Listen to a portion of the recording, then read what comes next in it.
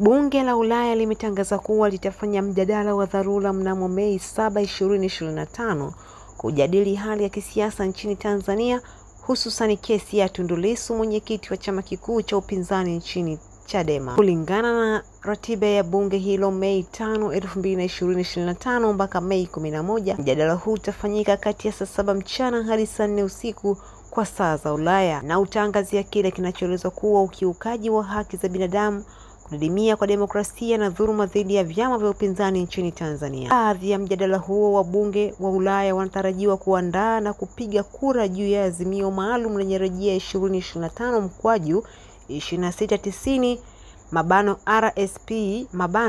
siku inayofuata Mei 8,